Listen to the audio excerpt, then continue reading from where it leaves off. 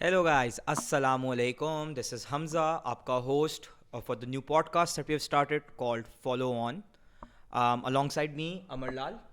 Hello, everyone. This is Amar, and very excited to be here. I think it was years in making that we had talked about, but now Quite we have literally. the fact that we are recording it for the first time feels surreal in some nature. Yes, Hamza, tell me about a little bit about yourself. Why are we doing this, and what's your plan today? Right. I'm Hamza, born and raised in Lahore. Born in Sindh actually, but raised in Lahore. So I've got a bit of hybrid feeling about me. Went to Lums where I met Amar, and since then realized that both of us are into cricket. A little bit about myself and cricket. Started watching cricket in 2007. Of course, the heartbreak of Miss Baul Haq getting out in that final against India.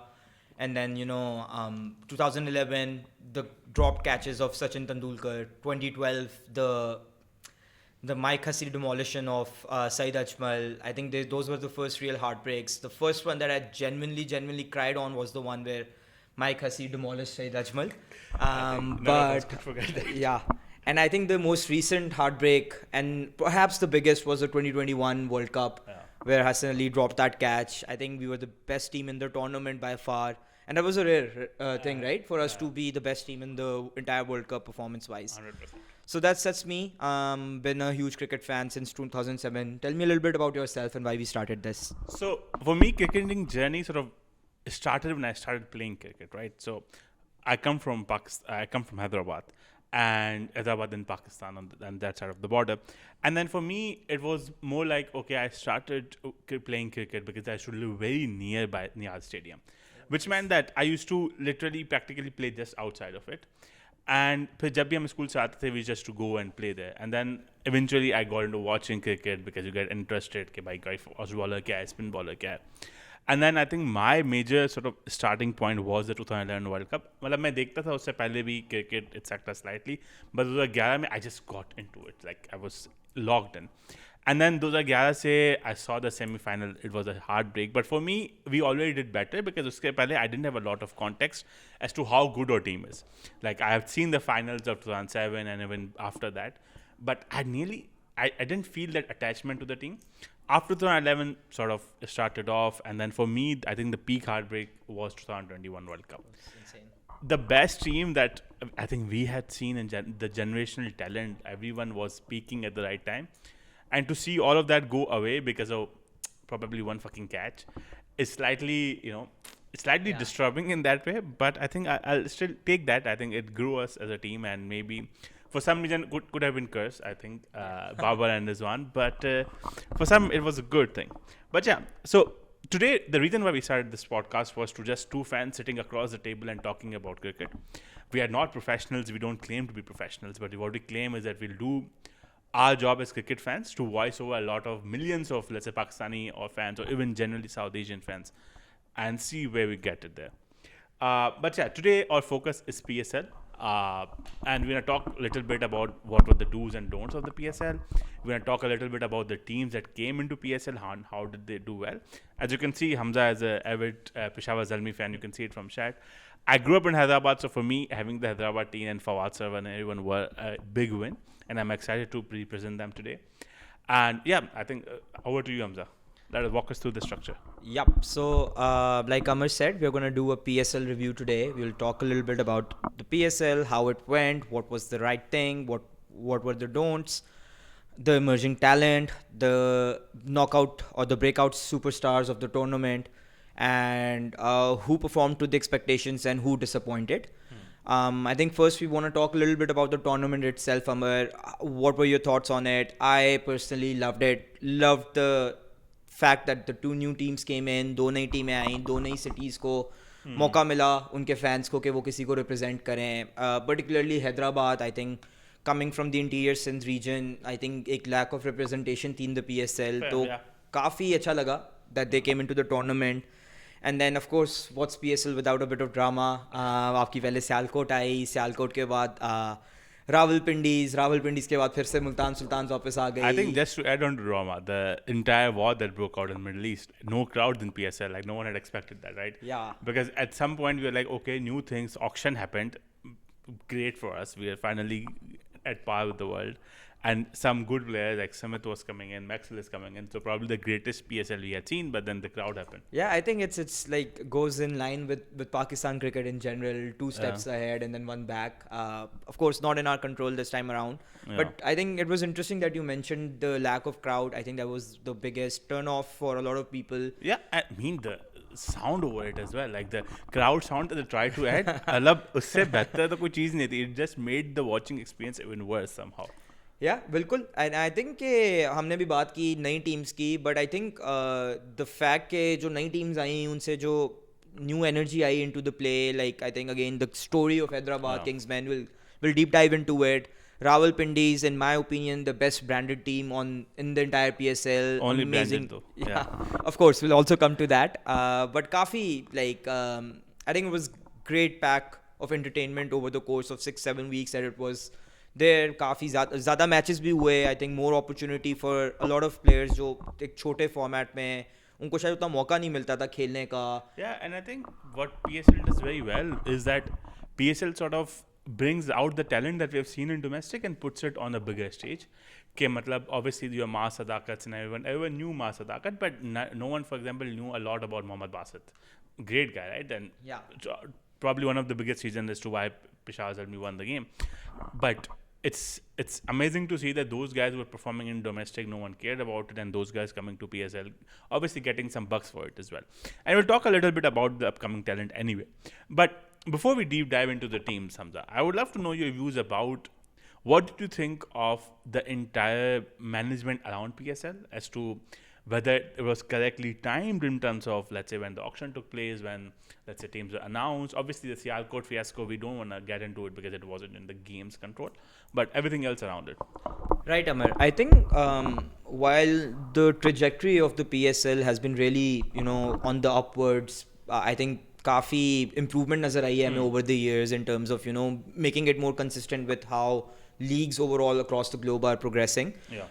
I do feel like the timing could have been a little better. Timing of the auction, how close it was to the T20 World Cup and then the PSL itself. And of course the tournament itself, right? Like one complaint that a lot of people do generally have about the PSL is the lack of superstar talent that comes to PSL or maybe the fact that the only players who are genuine superstars only come to PSL once IPL doesn't give them a contract, right? Like David Warner, Maxwell, and so on and so forth. So maybe the strategy of, taking IPL head on in terms of schedule is perhaps not the right strategy. Let's get to the player bit, right? For example, I felt like, for example, Ashton Turner brilliantly performed, brilliant all around. Sorry, not Ashton Turner, Aaron Hardy. No, Aaron Hardy did great for Peshawar. I think he's going to get picked in IPL next year. He'll probably not, For example, Nahid Rana, I think he would have gotten picked if he wasn't from Bangladesh. So people like this will go away towards IPL, and we cannot deny as cricket fans and as PSL fans is that IPL is the bigger league, and that's okay for us. We just need to optimize to be the second biggest league right now. So there's no. I think people need to understand that because it's a bigger league, you can compete with them on just the amount of sheer money they have. Right. So yeah, that's what I think about players. On the second thing regarding the conflict with I think it was just poorly managed. To be really honest, we really need to up our game into timing when things fall in place, etc. But yeah, let's get into the meat of the content, which is around the PSL teams and how did they do well or they did not do well, and then more importantly, get to the talent that we've identified going forward, and what's their story like. Go on. What do you want to talk about? Right. I think let's start with team by team review. Here, what we're going to do is we're going to talk about every team, and the structure that we'll follow is that we'll briefly talk about the auction itself. What were the players picked? What were the players retained? Who performed according to their price tag? Who was a disappointment? What were the key results that they had? And what were the moments that they really defined their campaign, right? And I wanna start with the new boys, Hyderabad Kingsmen, and I'll leave that to you. My man. I think so. What was great about Hyderabad? I think the story, down and dusted. Everyone criticized them for the team that they played. That they picked, me myself included, right? They picked up dull and dusted. They picked up Babar Azam, Sharjeel Khan, and all the players that I would never pick in my team. And it made sense. Maybe they're trying to build a bigger brand than just Hyderabad Kingsmen. And then the entire name fiasco, whether it's Hyderabad Houston Kingmen, whether it's Hyderabad Kingman itself, horrible name to begin with. Yeah, go on. You'll see something. Yeah, no. I generally agree with you. I think one of the things that they probably didn't go get right was the fact that they showed too much loyalty to players that were with them in the MLS itself. Yeah. Players like Babar Azam and so on and so forth. Didn't make a lot of sense to me, if I'm being honest. But Yeah. but one thing I think that you have to give Hyderabad was that Fawad Server, when he bought the team, he said that we are going to compete with the big boys, and boy did they compete with the big boys. 100%. I think let's look at the journey, right? Let's give you a little bit of rundown. First match they played against Qalandars. Of course, they lost the match. They lost again to Gladiators. Then they lost to Sultan. Then they lost to Zalmi. 4 straight games in the row. No one counted them in the tournament. For me, being a fan of Hyderabad, I still did not count them inside. Let's say to get over the mark. But then they go on to win 4 straight matches. Then loses only to United. Then wins 3 again in the row against Sultan, Rawalpindi, and United. And then competes. Doesn't really compete in the final, but at least gives you a match good enough in the first half of the second innings. I would say till like 7-4-2, for example, against Zalmi was a good, getting the most higher run scorer in the tournament for a Golden Duck. Great innings. So I think they did fall into the story of what a typical Pakistan team would do. Yeah. But they just had to drive it and win the tournament.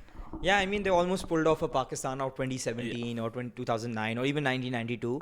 Yeah. I think the fourth match against Zalmi, where they narrowly came close, I think that was a turning point for me. I think that was probably, if I'm not wrong, Hunain Shah's first match of the tournament. Yeah, and he almost won it for them. Yeah, I but think that was a couldn't. turning point for them. They started getting their combinations right afterwards. I think one thing that you have to credit Jason Gillespie is that things were not going well with them, especially in contrast to what we've seen with Rawalpindi. They were a little bit more flexible in trying to get things right? Yeah. Dropping Hamad Azam, playing Sharjeel, and I think making the big call that we as a Pakistani cricket team were unable to do so until too late in the T20 World Cup, which was to demote Saim, Yeah. open with Lebashan. I think Lebashan as a middle order batter You know, isn't it's going to work. actually Lebes Kakani. That's how you pronounce it. I'm not going to do that. No, I'm not going to do that. Just like let's just settle with Lebashan or whatever you want to call it. But Yeah. I think Marnus is the easier bit. Yeah.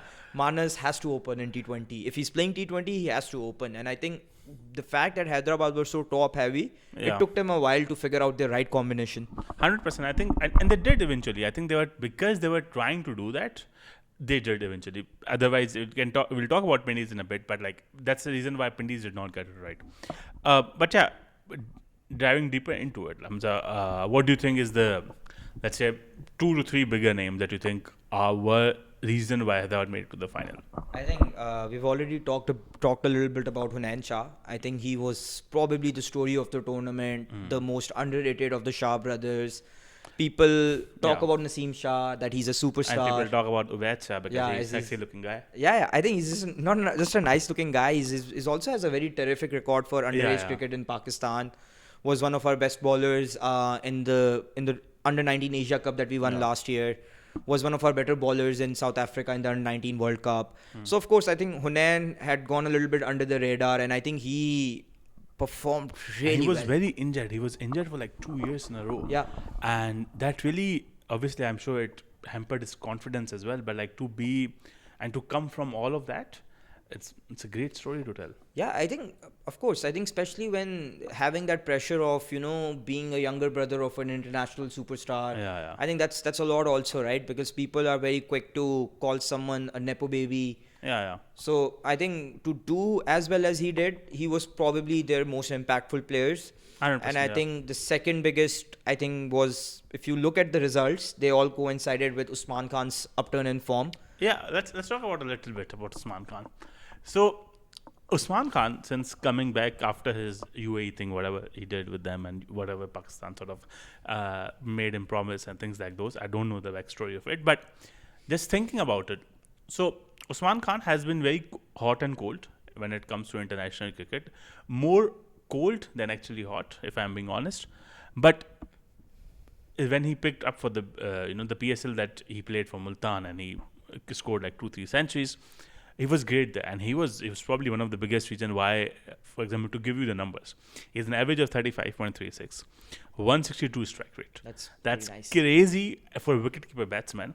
primarily because we do not have a wicket-keeper batsman that good. But how do you feel about him? I personally see he's some player who is very agricultural in nature. Like it feels like he's whipping an axe, but then he's effective. Like he is working out currently in the domestic circuit. So what's your? I think it's a bit deeper conversation about performances in the domestic or performances in the PSL not translating onto the international scene. I think that Usman Khan is one big example of that. I personally haven't seen too much of him in the Pakistani colours to pass on the statement that he needs But to be. Usman Khan or Mohammad Haris today? Honestly, it depends on who they're opening with or who they're playing against. But let's say if you had to make a call. If you ask me, I think it's a bit of a controversial take. I would play Haris as an opener alongside Babar in the T20 team.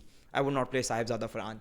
But we can get there. We can get there. We will come there, yeah. It's a bit of a controversial take. I agree with that, but I genuinely believe the template for Zalmi this year was the way forward for Pakistan also. But I think coming back to the topic of Hyderabad Kingsmen, another player apart from Usman Khan that I think really picked it apart was Mohammad Ali Daisy. Yeah. He was a bit disappointing last year and in Peshawar's colours. After breaking out with Multan Sultans a few years ago, a couple of seasons ago, he was disappointing in Zalmi. He was disappointing in the first 3-4 games. Yeah. But I think he really came back. I think with Daisy, right? For example, I feel like Daisy could be good, but Daisy could really be bad. Like he's fucking Haris Rauf on a steroid. Like he can be horrible on a given day. For example, even in the finals, right? Yeah, he picked up some good wickets at the beginning. But if you really look at it, like for example, if I look at his bowling average, I'm just gonna pull it up. Where is he? Yeah, here he is. So he has an average of 18.95 with an economy of 8.36, which is okay. I think it's not too bad. 12 matches he played, which means he played almost all the matches. 20 wickets, which also seems fine. And I can't really pull off this as to what his, let's say, his best figures were 3 for 21, which are also not really bad. But like if you look at his, I don't have it open, but if you look at his previous records, it's always felt like he's slightly on he gets too expensive. Sometimes he's not thinking straight. And that really cost a lot to play teams like Pakistan. Not Pakistan because he hasn't played much, but like teams that he was playing previous, like Peshawar or even before that Multan. But I think in this tournament he really showed up. Yeah, I agree with you. I think we've talked about the players who have stepped up. Let's briefly talk about. Before that, an honourable mention to Maas Sadakat. Yes. I think as an under-21 cricketer, he had the highest strike rate of all under-21 cricketers in the PSL, striking at almost 200, which is phenomenal. I think it gives the platform to players not afraid to take on the bowlers from the set-go. I think he's the one to look out for. I think he's someone that Pakistan as well as PSL franchises, whoever has him in the longer term, needs to build around. I think he's got the 100%. Kahunas. I think he got the kahunas, and I think one thing that Behram from Pro Sports says that he has a free gear that Abhishek Sharma does. Of course, I'm not making a comparison between him and AS, but the point is that he has that ability to hit 6 on the very first ball, and he did that. He did that in the final as well. Right, Amar. I think it's interesting that we've talked about Maaz as one person who's also done well but has room for improvement. Who do you think or who do you reckon did not perform well to the expectations? Of course, Sam is one. Yeah, I mean, Sam, man, I don't know what this guy is on. He was supposed to be your generational talent. But yeah, Sam is one, of course. I think an average of 21 with a strike rate of 119, too bad, maybe not really up to the mark. I think the second one for me was Maxwell. He did perform in one match, but if you look at his average, it's around 15, and that's not good for a player like a caliber of Maxwell, right? I wanted him to do a little better. I think for third, it's a controversial take, and I understand that. For me, they did not really utilize Irfan Khan Niazi as well as I would have wanted them to, because for me, Irfan Khan Niazi is he is the kind of player who you build around. For example, he is that one guy that I would want to see Pakistan banking on for next 10 years. But they did not give him maybe proper chance. Maybe he did not do well, etc. What do you think? I mean, that's an interesting take. I do feel like Irfan Niazi, as someone who's more of a seasoned PSL player at this point in time, been playing for 3-4 seasons or 5 seasons maybe, as one of the domestic core, his place in the side was not a question. So I do think he did perform not to the expectations. And I think one more thing to notice here was that Pereira, I think, was also a little disappointing. Given Hyderabad's small purse going into the auction, they did get him for 4 crore plus. I think in terms of value for money, Pereira was a little disappointing. He just played a couple of notable innings, scoring highest at a 58, striking at 143 with an average of 26. Yeah, fair. Not too shabby if you compare him to the likes of Mendes from Peshawar, who was really like amazing. Yeah, 100%. Amar, just to round off the conversation about Hyderabad Kingsmen, what are your 6 retentions for next year? Oh, 6 retention. I haven't really thought about that.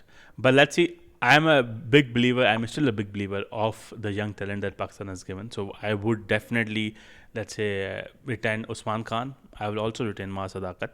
And I will also retain Saim Ayub. I think these 3 I will retain. Although the problem with Saim Ayub is he's too expensive to be retained. But I will still retain him, that's it. 4th guy I will probably retain is Hassan Khan. And because they wanted to build a team around Labuschagne, it seems like that, I'll also have to retain Labuschagne. And the 6th person that I will probably retain, which, like, it could be I think it's very clear, not controversial rather, that Hunain Shah. I think these 6 guys would probably the ones that I retain. Right. What do you disagree with? Probably Saim. I think fair. letting him go and trying to get him again on the auction for a bit cheaper would be a bit more smart. Given that, of course, every team has a set budget, and maybe if they introduce RTM cards, right to match cards, maybe they could, eventually pick up Saim and save up a few crores. But I think the core does make sense. If Labuschagne is not available for next year, I would maybe pump up. He's not going anywhere. No one else is picking him for sure. But what if Australia has a test series or something, right? He's definitely not coming. Yeah. But I think But Australia won't have a test series when it collides with IPL, so I doubt that's happening. Yeah, I think again depends on the scheduling. Yeah, IPL next year is, I think, around February and March. Yeah. So it remains to be seen. But if not Marnus, I think I'll keep Irfan Khan Niazi. 100%. Okay, I think fair. Let's get to the other team now. Yeah, Rawalpindi. I think even before that, Rawalpindis, if you were to give a score of 1 to 10 to Hyderabad Kingsmen on their PSL, and did they deserve to finish where they did? I think I'll give them a solid score of 9 because I know they did not perform very well at the beginning, but that's the story we're going to tell. Yeah, I think the story makes sense, and I agree with you. 9 out of 10 sounds fair. Let's move on to Rawalpindis then. Yeah, I mean the other new team, bottom of the table, 2 years in a row, Mohammad Rizwan. What's up? I think just for context to everyone, Amar is not a fan of Mohammad Rizwan. I am not a fan of someone who cannot strike a ball even if it's life dependent on it. I mean, but like let's talk about Rawalpindis. I think bigger than Rizwan. Let's talk about the squad in itself. I think going into the tournament, in my opinion, they were the best assembled squad in the tournament. New team.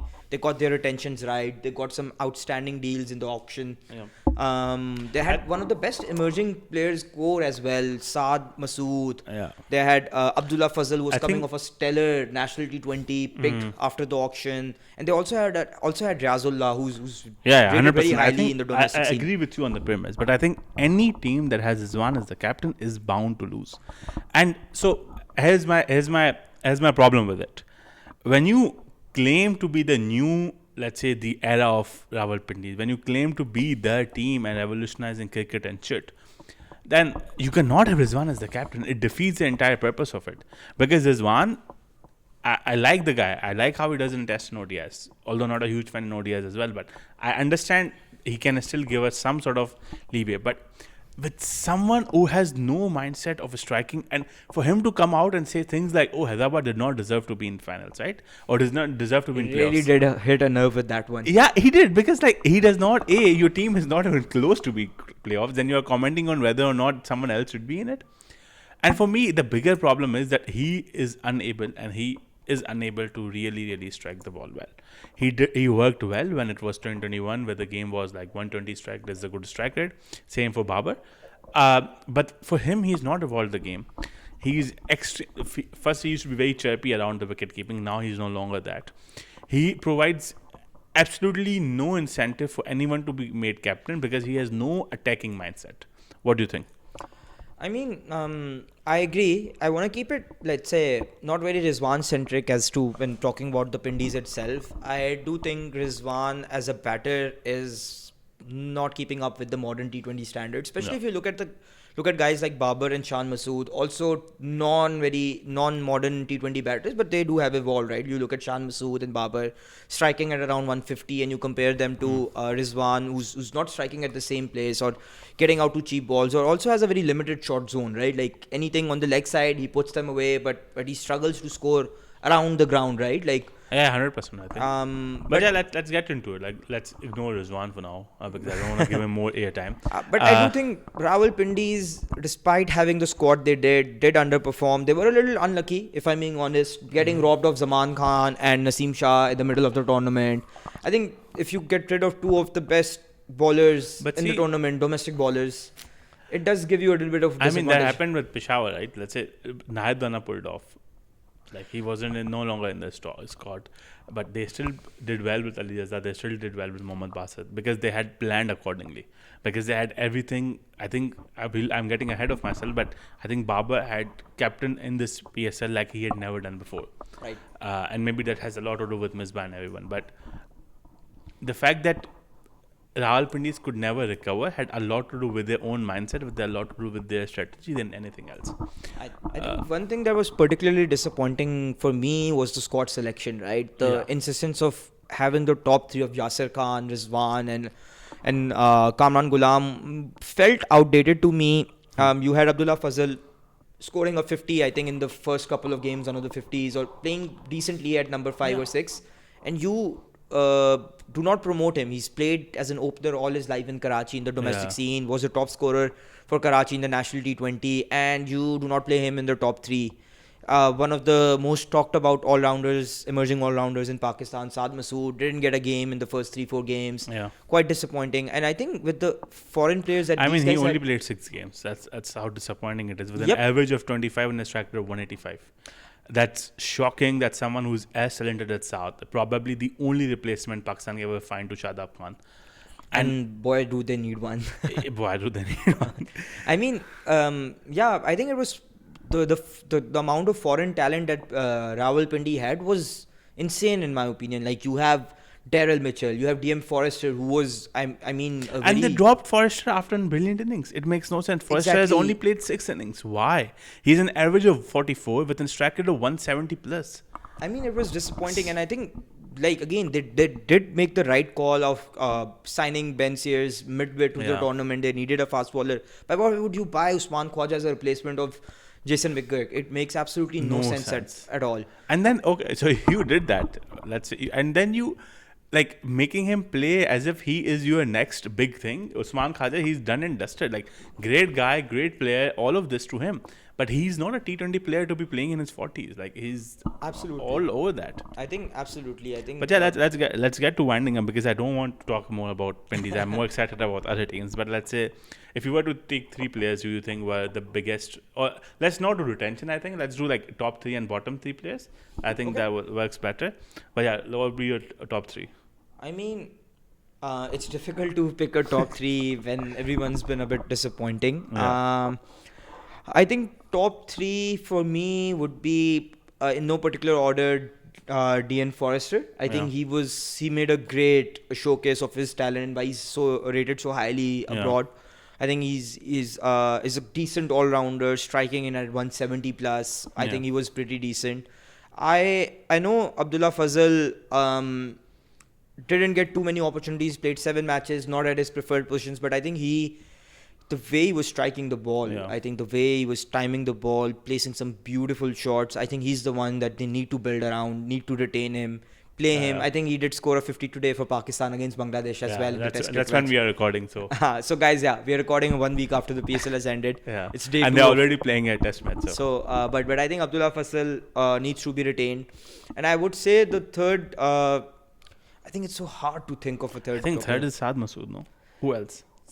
I mean, Saad Masood scored 100 runs at 185, but I do feel like that his bowling left a little to be desired for. Picked up 6 wickets at an average of 28, economy of 7.60. To be really honest, I think let me take a step back. It's not too bad. It's pretty decent. Yeah.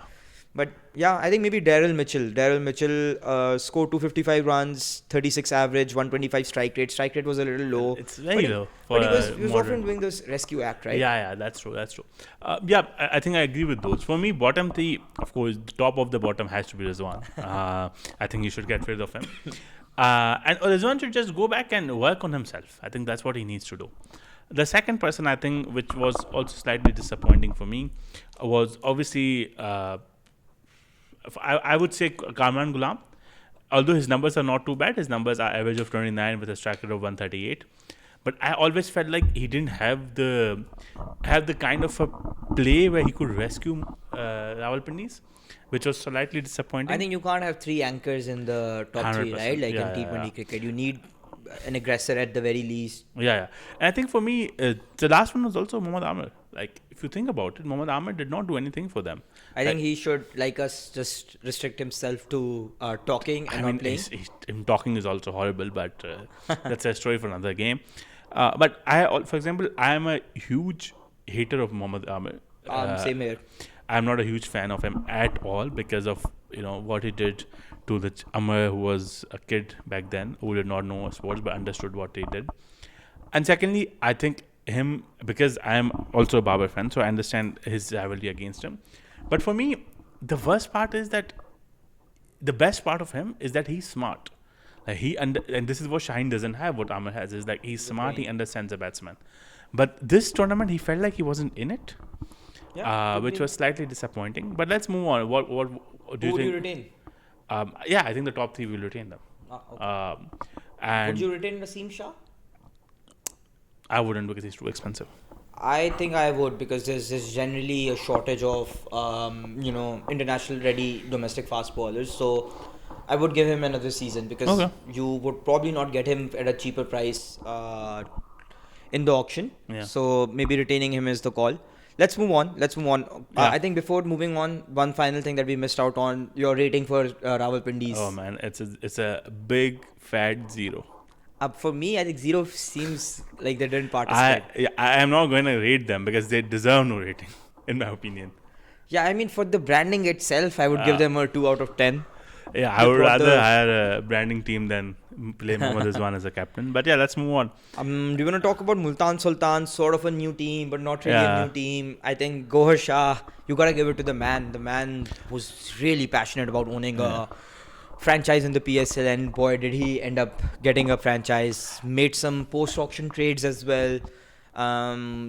I think he took over something that was turning out to be a bit of a mess, but I think he did really well as an owner.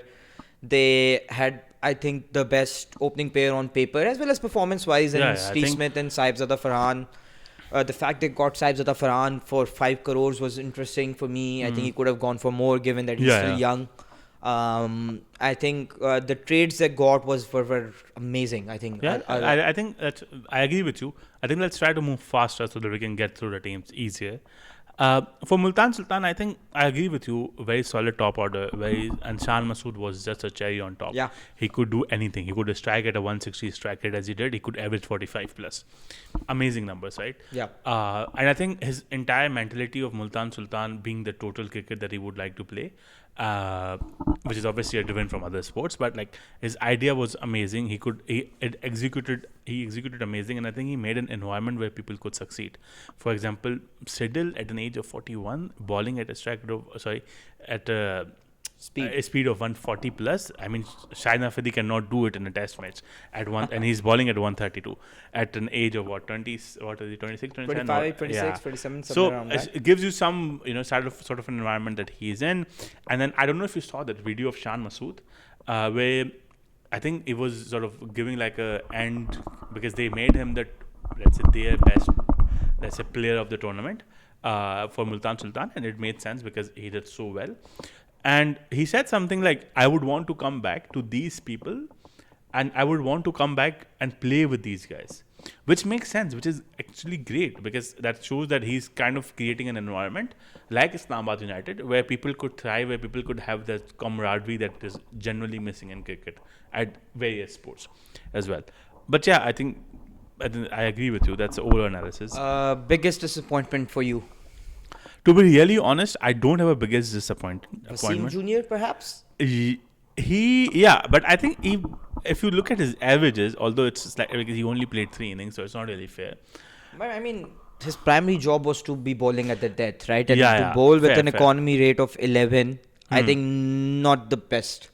And True. for me, Mohammad Nawaz was also a disappointment. He was constantly getting Yeah, outshined, outbowled, outbatted by a young yeah, Arafat Minhas. And I think that's sort of a signal for the Pakistan team team as well, player. in my opinion. One player I think you would want to maybe perhaps give a bit of a shout out to was Arafat Minhas. Yeah. Absolutely brilliant throughout the tournament.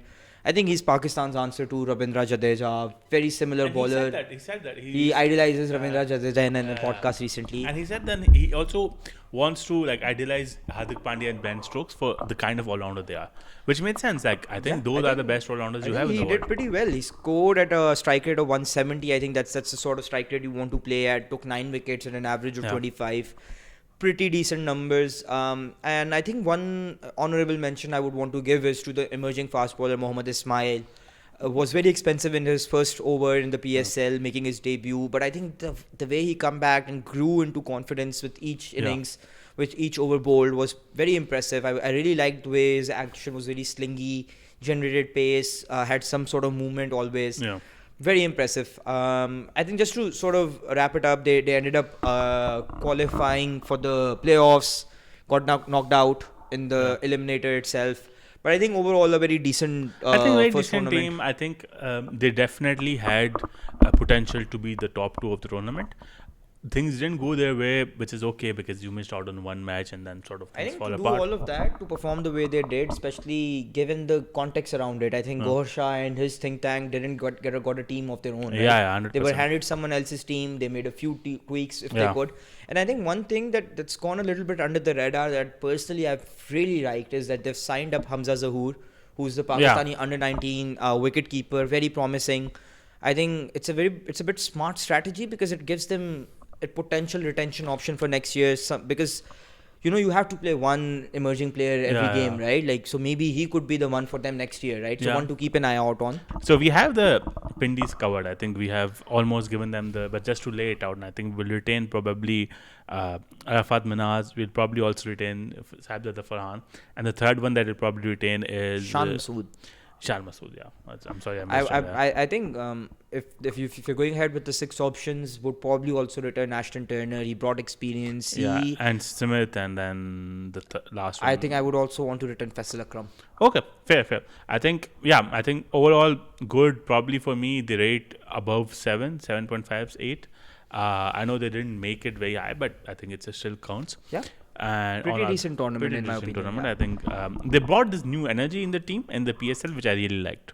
Yep. Let's move on to the next team. Who do you want to cover? I personally want to cover Quetta if that's okay. Yeah, that's I think I always have a very soft spot for Quetta as a team and the oldest franchises. I Yeah. think not the first ever winners, one of the first winners of the tournament. And I think they had a very And coming good. from like representing a province that is not highly represented in Pakistan. I think, and the fact that they had a very decent domestic core.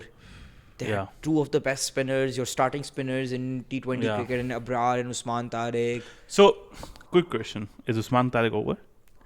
I think he's lost his surprise element. I think the element of surprise about his action, the break, and So was he just as good as, let's say, as long as people had not played him? That's what he is. He's not a good bowler. Then he's just a. I think he's a good bowler, but I think what elevated him above, let's say, a Sufyan Mukim or an Abrar over the last few months in international scene was the fact that he had that element of mystery about him. I guess. If batsmen have played him, like let's say Babar, who's probably played him a lot in the nets, right, during the World Cup, he was easily being picked by those guys, right? Yeah. So I would, in terms of the pecking order of who gets to be the main spinner for the national side, I think he's dropped down a few ratings for me. But yeah, I think talking about Quetta, they had a phenomenal auction in my opinion. They picked up some really underrated gems in the form of Bevan Jacobs, Brett Hampton.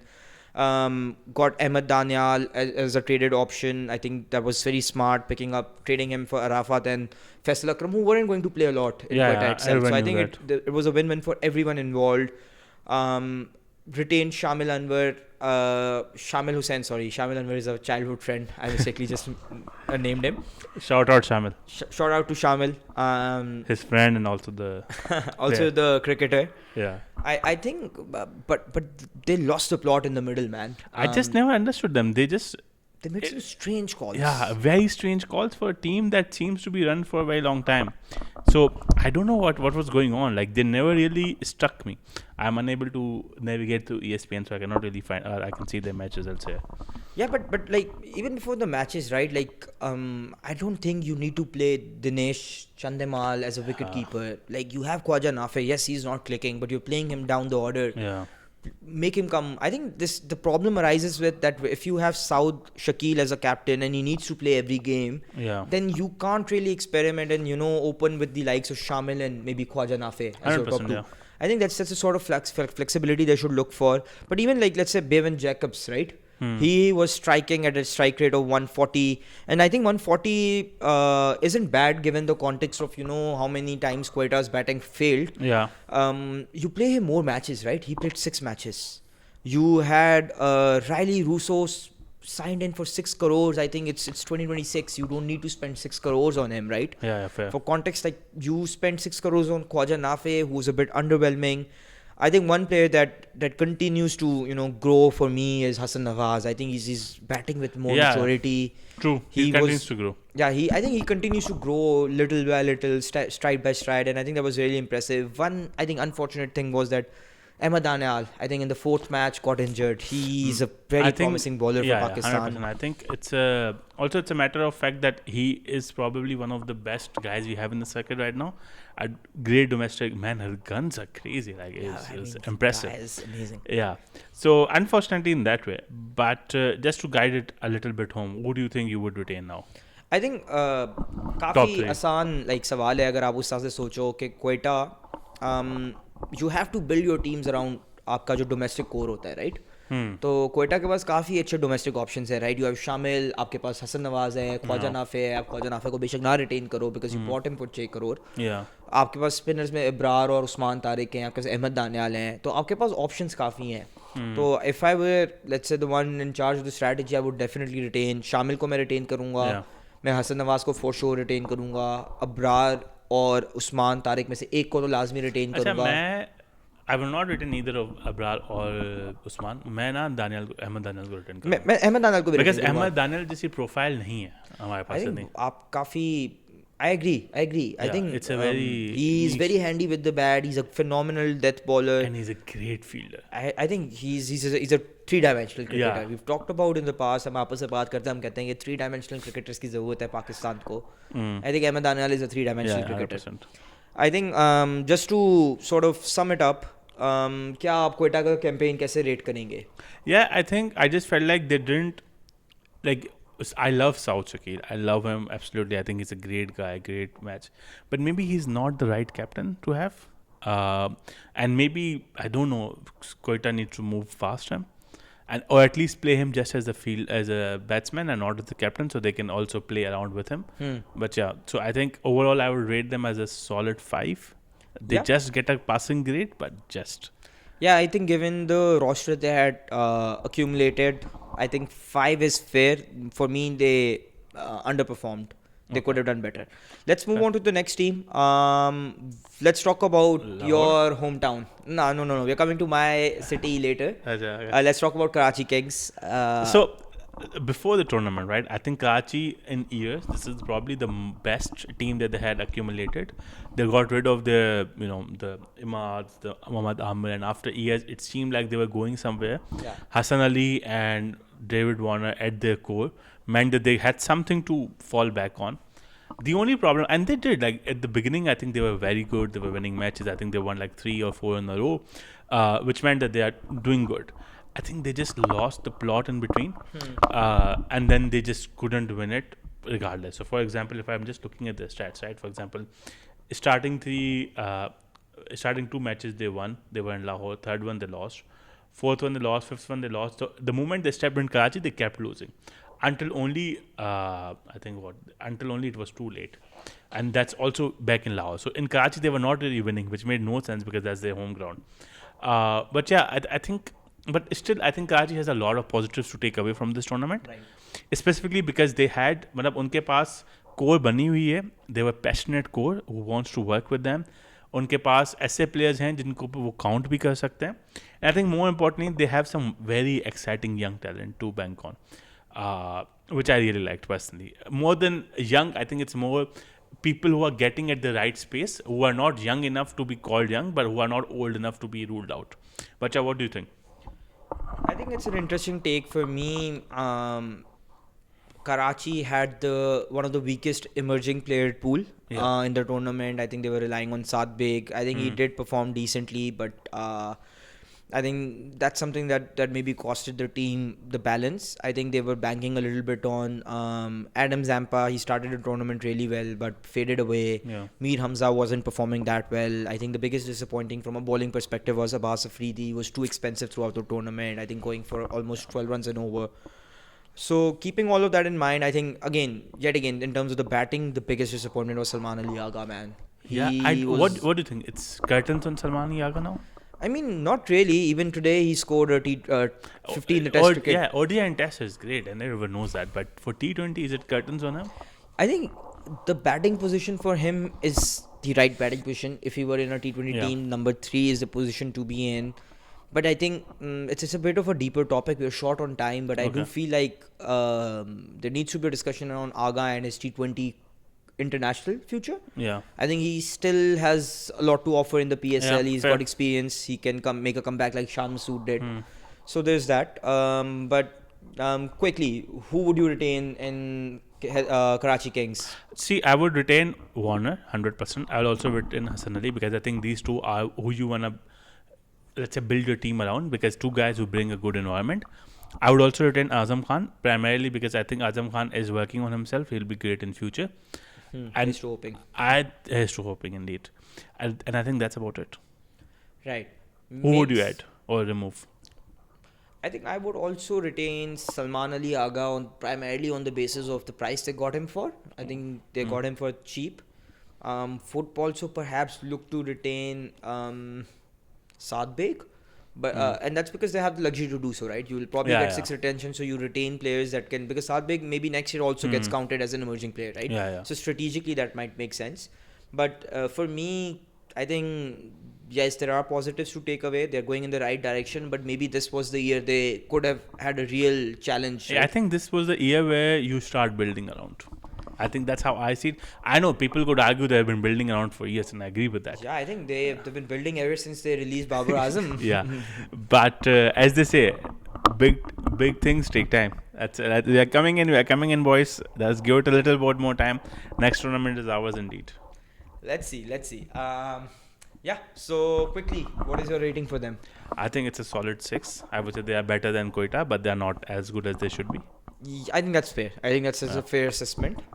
Let's in the interest of time move on to the next team. Let's move on to now my city, Lahore Qalandars. Man, so what was going on in the auction? Build a team around Fakhar Zaman, Shaheen, Haris. Who were they building around? And like, it made no sense to be in that auction. I feel like they were just being, as I don't know, cliched, but like Lahoris being Lahoris, where they were using more of their heart than their brains, which made no sense because they had to sort of pick better players for their team, which they did not. And it just seemed like that's what they wanted to go for, and this is why what happened to them happened. I mean, I absolutely agree. I think when the retentions came in, I think Lahore made the most smart retentions, right? Yeah. Lahore got great value for money for Naeem, for Sikandar Raza, for Shaheen. And I think then the direct signings were also announced. You were thinking that they signed the best player out of the lot. They had signed Mustafiz or Rahman. So you have a bowling attack. Fucking Fizz, exactly. So you have a bowling attack with two tallest Bannick figures. Looking at you, KKR. You had two tallest Bannick figures in Mustafiz and Shaheen. Yeah. And then you end up going to the auction and you are just so brain faded that you end up spending 8 crores approximately on Haris Rauf. Then you end up spending 3 crores on Ubaid Shah. Exactly. How are you going to play 4 pacers? Like, spend that 3 crores that you spent on Ubaid Shah and get Sameer Minhas instead. Exactly. Like, it doesn't make sense. They And explain me how Nahid Rana and Haris Rauf playing in the same tournament, bowling at the same average, could be so different impact. I mean, Like, makes no sense that how is. I'm saying Harisov needs a break because I am pro Harisov guy. I think that guy has a lot of potential. He wears his heart on the sleeve, and that's the kind of players I like. I like someone who will give it their 110%, even if they are not the best players in the world. But I think he needs a break. He needs a bit of break from Lahore mentality. For him to come out and say that we have the best bowling attack probably in the world of cricket was unfair. Yeah, Fizz, Harisov, Shaheen are good, but Shaheen is nowhere close to what a good bowler looks like, especially if you're relying on him. You were, speaking to Harisov, you were horrible in the tournament. Fizz, yeah, he was great, but he was there for only a small bit. what do you think went wrong for Lahore? I think I'll maybe take a start on the question itself. I think they started off well, but I think they had to be found out, right? They had a Yeah. weakest foreign pool in the tournament. And also the emerging was very weak. Like probably second to Karachi. Who else was there? I think it was Ubaid Shah. You had Ubaid Shah. Yeah, you had Ubaid Shah, but you didn't need him. Yeah, I think the marginal utility of Yeah. having Ubaid Shah wasn't a lot. Yeah. Could have done with maybe someone else like Sameer Minhas. Exactly. Like you earlier. needed more someone who is, Like I think it would have made sense, right? Like because your batting is entirely dependent on two guys. It's Abdullah Shafiq and it's Fakhar Zaman, and Fakhar's not getting any younger. So you Yeah, have to think of the he's not. future, right? Like this was the opportunity for you to get someone good, someone you could have even gone for Sahibzada Farhan. He didn't end up costing a lot. Yeah, and you could have gone for a lot of. I think they could have shaken Shamil Hussain as well. Shamil was, I won't say he's amazing, but he wasn't amazing, but he could have. For example, even Ma Sadakat. Players like these. I think all of these were available, so they could have but had a. I had no fair idea. shot. I feel like they were not just like Shaheen. They don't use their brain. And that's I where think that they're just driven too much by emotion. yeah. And I think it's particularly disappointing given Lahore played most of their games in their home turf. They always do, right? Like that's one complaint that I have as a PSL fan, that Lahore always gets that home advantage that the others Yeah, don't. but it's not like they're using it. I mean, they've won 3 PSLs, but sure. Yeah, fair. But yeah, who would you three PSLs on the probably the bank of Rashid Khan and then Sikandar Raza. So And one was Harry Brook. yeah, Harry Brook being Harry Brook. But yeah, who would you think you'll retain, or let's say the top three of your team? I mean, I don't think Lahore will do that because obviously they'll retain Shaheen, Haris, and I think someone if I were Lahore Qalandar management, I would retain Shaheen, Sikandar Raza, Abdullah Shafiq, Fakhar Zaman, or maybe try to get him again in the auction for a bit cheaper because he's getting old. yeah. I would also retain Ubaid Shah because he's gonna be, Yeah. if he's gonna stay as an emerging player for next year, which could be the case. Good, because Hunain will probably take the buck on that. He'll Yeah, probably I think fast so. tracked. Yeah, I makes sense. think he'll be fast track. But I think and I think that's fine. Ubaid Shah Yeah. can stay in the domestic for Yeah, another yeah. year. And if there were, I would probably not retain Naeem, Haris Rauf from the core team itself. Because I think Naeem's utility last year was that Lahore scammed everyone and played him as an emerging player even though he was 26. Yeah. I think if he's not playing as an emerging, he can play in the 11, but he's not an absolute must, right? I also think Naeem isn't really as good as people thought he is. Yeah, because if you look outside of the PSL, his domestic record isn't that great. Exactly, and even in PSL, they had average of 16 this I year. think he was disappointing this year. I think he's Yeah. not worked on his weakness. He's And not, he's batsmen not. have bowlers have But found yeah, it out. I think bottom 2-3. I think it's definitely Haris Rauf. It's definitely like, I forgot. I think you didn't say Sikandar Raza, but definitely they have to retain him because he brings in that energy. Yeah. Other than that, I don't see anyone. I think they have to also maybe take an honest look within themselves and maybe have to remind Shaheen that he's not a batter. And maybe Why are you they going need, ahead of Hasibullah? And right? maybe we are hoping that the owners will change, so they will use a little. Yeah, bit I of think it. maybe the rightful owner comes back. Yeah, let's see there. But yeah, who else are we remaining now? I think we have to talk about Islamabad United, Yes. of course. But before that, quick rating for Lahore. I think for me it's a solid 4. Like, I did not like the team at all. I mean, given the resources they had, I would say it's a 6 on 10. They were bowling reliant. Their bowling did okay with the exception of Haris Rauf. I feel like this was the time when you had to pick the right team, but they didn't do it. Yes. So that gives them a lot of questions in next year's auction. Yeah. So you are right about that. Yeah, and they wouldn't have a lot of players next year. Let's talk about the most data-driven team in PSL, Islamabad United. So United for me, I'll start off this. I think United for me was a symbol of what a new Pakistani cricket should look like from last year. Let's say last year, Mike Hassan, everyone, they did that.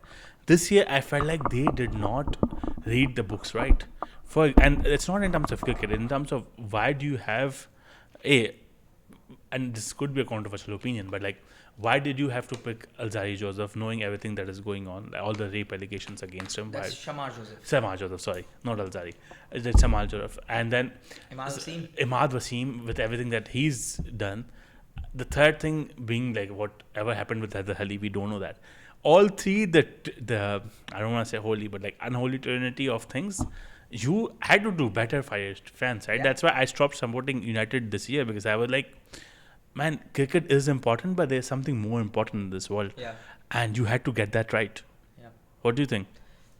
No, I agree with that assessment. I'm gonna keep it more sporting on Yeah. my end. I do feel like one thing they got right was going for Samir Minhas. I think that's Yeah. a terrific pick for the future. It could be someone who stays with the franchise for years. Yeah. On the flip side, one thing that I didn't like was that I'm personally not a huge fan of Shadab Khan. I think he had a great tournament. The best all-rounder. Statistically speaking, he had a great tournament. Yeah. But when there's pressure situations, when you really need him to step up as a Yeah. batter, I think he's failed to do that as a batsman. Yeah, maybe we can look. I don't have the number ready, but maybe we can look into what he has done in semi-finals and finals. And Yeah, that's I'm telling you, in the Eliminator 2, he got out early. In the Eliminator 1, he also got out early. And I think, especially in the second qualifier against Hyderabad Kingsmen, when Chris Green and Fahim Ashraf and Imad Wasim were the ones playing the Yeah. last 2 overs, it was Chris Green who struck Ali Daisy for, I think, 22 runs in the in the second last over. I think in that innings also Shadab failed. So my reservation against Shadab has always been the same, that he's not really stepped up when it matters the most. But as I say, I think Shadab is still we need a replacement for him, and we can get into the team whether he makes to Pakistan team or not. Yep. But I think he's still a 4D player, and that's what I would always say. That we still do not have a Shadab in our. Maybe Saad Masood comes close today, but it's still not there. But yeah, who would you retain? I think Samir, for sure. Fair. I would retain Shadab. I think he's the captain. He's the lead. I wouldn't want to see him in the national team, but for a PSL level player, he's fantastic. Who else? There's I mean, not so sure about the rest. I think if one of the foreign players is available, like I think Chapman, maybe Chapman, yeah. if he's Yeah, makes available, sense. maybe him. Would definitely not want to retain Imad Wasim, Heather Ali, Yeah. and those guys. But yeah, I think that's pretty much it. Yeah, I think that I agree with it. I think overall, I would probably also give an honourable shout to Mehran Mumtaz. If Samir Minhas somehow, knowing Pakistan cricket, he might get a debut in the next 12 months or so. Yeah. If he's not emerging anymore, I would play Mehran Mumtaz. I feel like that he's worked really hard on his batting. Yeah, 100%. And I think he should have gotten a couple of games. He didn't really got that much of a chance. I really hope wherever he goes next year, he gets a proper chance. Yeah, I agree with that. I think overall, Would you retain Fahim? See, I like Fahim. I think Mr. Fahim has a lot of kahunas, especially that Zimbabwe game that he won us. But maybe he's slightly old. I will try to let him go and maybe get him at a cheaper price if I can. Or get someone like, I know Abbas has been disappointing, but maybe someone like Abbas or Ahmad Daniel. Yeah, someone who can bowl and bat. I Yeah, think that's the yeah, template 100%. that they're looking at. Yeah. I think one thing about Fahim Ashraf is that even in the auction, they went aggressive for him. He was the first 100%, pick. yeah. I think they didn't leave them But with that a was lot of also budget. because of the Zimbabwe game that happened just before the auction. That's why the auction timing was so bad. Yeah. Because if we had not won the match, then Fahim would be going for zero. Like, I'm not saying literally zero, but like a loss of amount. But because he won us that game, he's gone for millions. Yeah, I think and the opposite for Sahibzada, right? Yeah, He, exactly. after the World Cup, would have probably touched 10 crores or Yeah, something, yeah, but yeah. he went for half the price. But yeah, I think overall Islamabad United for me was a solid 7. They're the most consistent team in the PSL, always Yeah. have been. They've got a solid foundation. I think one thing that they usually used to do in previous seasons was a foreign heavy batting order with their domestic fast bowlers. I think this year they found someone who can be a mainstay in the top order for years to come. Yeah. In Samir Minhas, I think he's the one to look out for. He was very impressive, very talented, and I think I would rate them a solid 7 out of 10. Makes sense. Yeah. So the last one and the best one, I would say. I think it was saving the best for the last. Indeed. So Peshawar Zalmi, have a go, Mr. Hamza. I mean, They were ridiculed for the right or the wrong reasons during the auction. A lot of memes coming in. Haji Akram is sleeping. Yeah. A lot of question marks over their retentions also. People wanted Babar out, had wanted Saim to be retained, wanted Masadakar to be retained. They made their retentions around Sufyan, Abdul Samad, Babar Azam, And and all three of them paid off. and even Ali Raza, right? Like he didn't Yeah. play all the games. He was coming off an injury, but he took a hat trick. He's definitely like I mean the prodigy in Yeah, terms of the fast 100%. bowlers that we Yeah, have in the country right now. Yeah. I think the auction itself, they did it really well, right? Like picking Mendes at his base so price. retrospectively, you can say, and you can say hindsight is 2020, but they did do well if you look at auction now. But on that point, it felt like they were just not spending any money. They were probably going to spend on ads or something. I mean, the probably spend a lot of money getting the merch ready. Yeah. But yeah, I think they were lucky that they had the right think tank around this time. Yeah. I think the coach was fantastic, having Misbah in there. I think they brought the right sort of family feeling. I think they also, I think the post-auction pickup of Farhan Yusuf was a genius. Genius, yeah. It was a genius Yeah. move. I think a lot of trust. I think they've been wanting Nahid Rana for the last couple of years. Finally got their man. He was brilliant. I think Shoriful as a replacement for, I think Mills was also a great pick. Yeah. Aaron Hardy as a direct signing was also wonderful. I think it's very difficult to say who was the most disappointing player or who was the best player. Honestly, they didn't have a disappointing. I think everyone chipped in at some point or the other. Even if the guy won them games, so like to say that there was a disappointing player, I don't see that. Yeah, I think it's also very difficult to rate a top 3 or a top 4 or a top 5. I mean, I think top 1 is easy. Top 2 are easy. I think Baba and Sufyan, they had to be the top I think they were the best main bowler mans. of the tournament, best batsman of the tournament. Yeah. Yeah, Absolutely. I think if there's one player who didn't perform well was Amir Jamal for me. But I think this is also like credit to the think tank. I think they got their combinations right. They twinkled, they tweaked things at the right time. They put also rotated. They dropped Hardy in Karachi because in those conditions Hardy would probably have struggled a bit. Came back in Lahore, won them the last few games. I think that was brilliant. Promoted Farhan Yusuf in matches where there were bowling lineups were spin heavy. Abdul Samad was superb throughout the tournament, in my opinion. Final as well, he was fucking amazing. I think he said after the match that I told Misbah bhai कि आप मुझे जाने दें, मैं जाना चाहता हूँ. और मिसबा भाई ने कहा सोच लो, और मैंने कहा नहीं मैं जाऊँगा. And he came back with the match. Like I think Abdul Samad, I think he's got the right ingredients to be a mainstay in the Pakistan team. Someone who can play down the order, finish those innings, play at that strike rate of 190, 200 that we've been missing in the down the order. Yeah, right? 100%. So there's that. I think one person we have missed very conveniently is Mendes. I think Mendes was terrific. Man, I don't know what this guy was having, but he was having some. I think it was like that Babar and Mendes that found their cricketing soulmates. Right? That's a very good way to put it. 100%, I think. What are your thoughts on Mohammad Haris? I know you don't like him. He's an idiot. So I don't want to use those words in that order on camera, but I think my problem with Mohammad Haris will still remain the same, which is that you are a brilliant talent, probably one of the most talented players in Pakistan right now. For you to not realize that potential, for you to continuously fuck it up in terms of your which shot to play, and I'm not saying I'm not a cricketer player, I'm not a professional, but I can tell if that shot was not played well, and what is in your arena and what isn't in your arena, you need to realize that. I think and that's he's a fucking match winner who's just letting it go. For example, Shaheen, when I'm drawing a parallel to both of them, is that Shaheen is also a good bowler, but he does not use his brain as well as Mohammad Amir does. Same with Mohammad Haris. I think Mohammad Haris is an exceptional talent, but he just doesn't use his brain. Like, he completely has brain phase moment and he loses it at all times. Yep. No, I agree. I think one player that we haven't talked about is the king himself. Yeah, the king himself. Again, saving the best for the last. Yeah, I think but would you now give him the place in the T20 team? I would. And the reason for that is that I think we have to live with our own reality. The reality of Pakistan cricket is that if you are putting up a top 7 or if you are putting up a top batting order, I don't think we have anyone who can, sustain that pressure that the other team has. If we collapse, we collapse.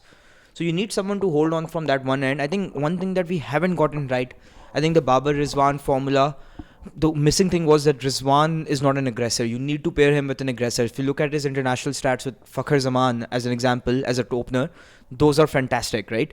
So if you pair him, because so for I think me, Baba still doesn't make it to the team, and primarily because I think I have seen enough for Baba. He's what 31, 32 yeah, on paper, and that means that he will be 33 or 34 around the next T20 World Cup, which doesn't work for me. Like I don't want a 34-year-old opener. I would rather have those 2 years, invest in mass Dakat. I would rather have those 2 years, Saim, whoever you wanna say, like Samir Minas or whatever you wanna pick. We can talk about it, but I cannot.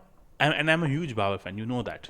But I think it's over for him in T20s. Maybe he needs to use this PSL form and win us that ODI World Cup. I mean, the ODI World Cup is the upcoming priority. We'll probably be Yeah. making a video on that soon. But I mean, I see where you're coming from, but then there's the argument of Australia, right? The World Cup is in Australia. Those are not going to be flat pitches or small boundaries, right? Yeah. You need someone who can play across the ground and not look for that glamorous 70-meter six again, right? Those are not going to be 65, 70-meter boundaries like in the subcontinent. Those Yeah. are going to be long boundaries. So you need someone who can play across the ground, use that experience. But yeah, I think that's a debate for later. Let's see Yeah, when the next T20 Let's see. I think we can agree to disagree. Yeah, so for me, Uh, Peshawar Zalmi was a 10 on 10 campaign. I agree. I think they only lost one match against Qalandars, and Yeah, I think obviously they that were was a dead outrated rubber. by That was a dead rubber. Fakhar Who do you Zaman. retain? I think I will try to retain everyone if I can, but obviously, in terms of just the combination of it, I will definitely retain Babar. I would definitely retain Mendes. I'll definitely retain Sufyan Mukim. I'll also definitely retain this other guy, Abdul Samad? Abdul Samad. I'll also try to retain Ashton Turner.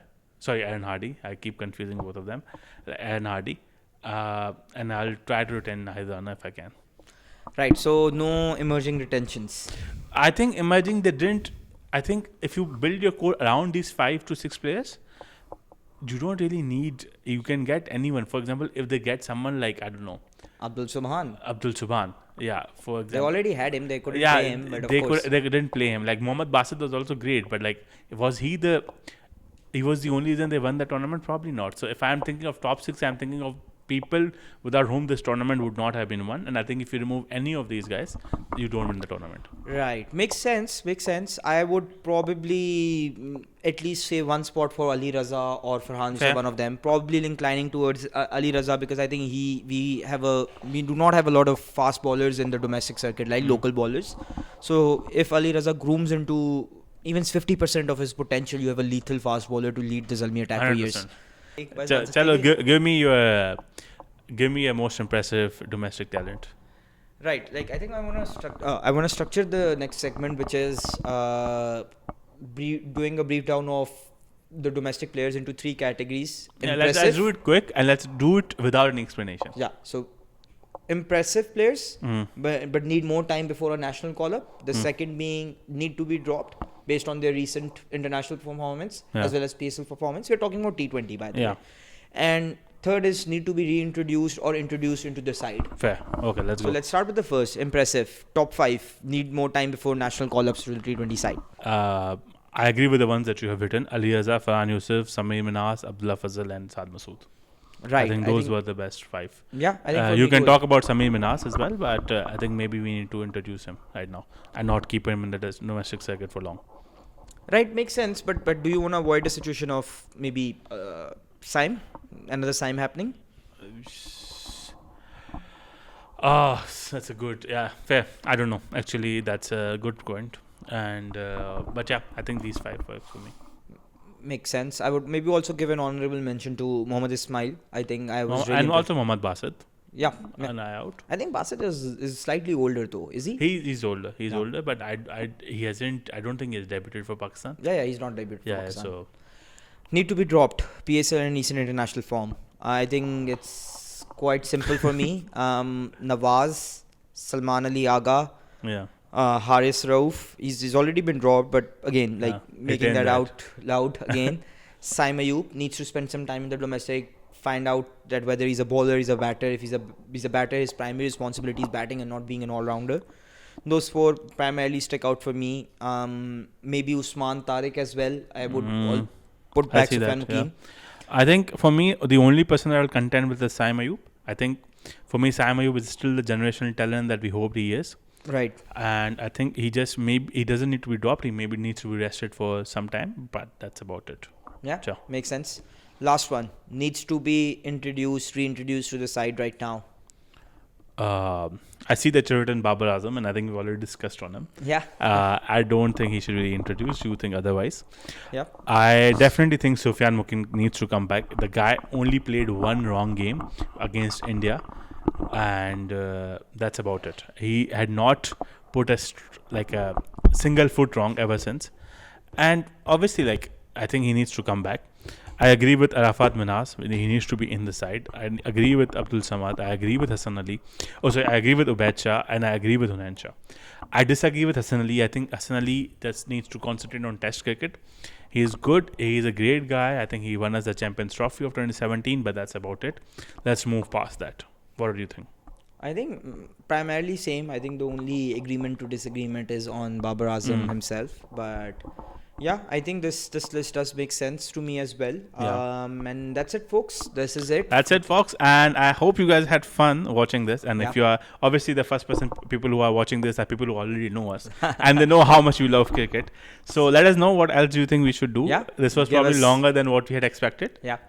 But do give us suggestions on what else you would want us to talk about in cricket. Are there any other leagues you want us to do this on the IPL or on the recent league? I'm not talking about IPL by the way. Yeah, but, I'm also not talking about the IPL, but yeah, just floating out ideas. Do support us and hoping to see you all as they better. say, like, share, and subscribe. Yeah, that's what So, they say, but yeah, I that's don't want to say that. Yeah. See you next time and And cheers, bye. Cheers, bye bye.